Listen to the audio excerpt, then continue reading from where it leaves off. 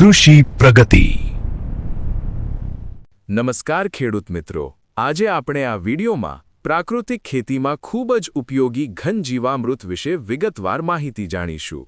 સૌપ્રથમ જોઈએ ઘન જીવામૃત માટેની સામગ્રીઓ. દેશી ગાયનું સૂકું ગોબર 100 કિલો, દેશી ગાયનું જીવામૃત 20 લીટર. હવે જોઈએ ઘન જીવામૃત કેવી રીતે બનાવવું.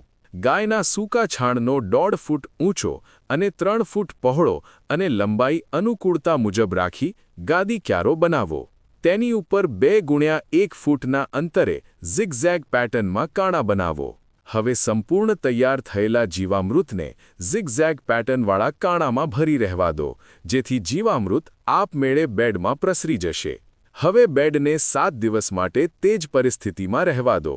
ત્યારબાદ 7 દિવસ પછી તેને પાવડા વડે ખાંપી નાખો અને ફરી તે જ રીતના તેમાંથી બેડ બનાવો.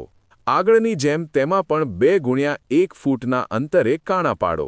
આ કાણાને જીવામૃતથી ફરીથી ભરી દો અને ફરી 7 દિવસ માટે તેને રહેવા દો. 7 દિવસ પછી ઘન જીવામૃત તૈયાર થઈ જશે.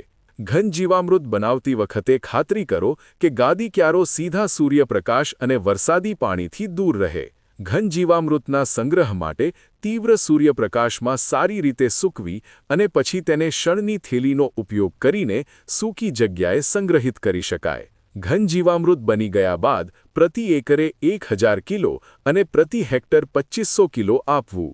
ઘન જીવામૃત જમીનમાં જૈવિક કાર્બનનું પ્રમાણ વધારીને માટીની જીવંત શક્તિ ફરીથી જગાડે છે.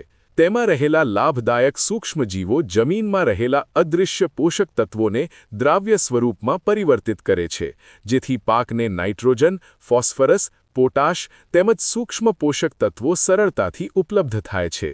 રાસાયણિક ખાતરોની સરખામણીએ ઘન જીવામૃત જમીનની લાંબા ગાળાની ઉપજ ક્ષમતા જાળવી રાખે છે અને જમીનને બાંજ બનતી અટકાવે છે. તે જમીનમાં રહેલા જીવાણુઓ અને કૃમિઓ માટે અનુકૂળ પરિસ્થિતિ ઊભી કરે છે, જે કુદરતી રીતે જમીનને સમૃદ્ધ બનાવે છે.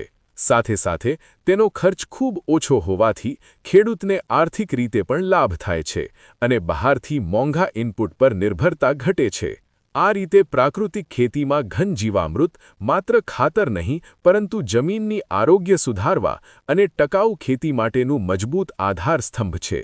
ખેડૂત માટે તે આર્થિક રીતે લાભદાયક અને જમીન માટે સાચા અર્થમાં આશીર્વાદ સમાન સાબિત થાય છે. ખેડૂત મિત્રો, વધુ માહિતી માટે તમે કૃષિ પ્રગતિ મોબાઈલ એપ્લિકેશન પ્લે સ્ટોર પરથી, સ્ક્રીનમાં બતાવેલ QR કોડથી અથવા નીચે આપેલ ડિસ્ક્રિપ્શનમાં લિંક પરથી ડાઉનલોડ કરી શકો છો. વિડિયો સારો લાગ્યો હોય તો લાઈક કરી ચેનલને સબસ્ક્રાઇબ કરી દો તેમજ માહિતી અન્ય ખેડૂત ભાઈઓને પણ મોકલી આપો. ધન્યવાદ.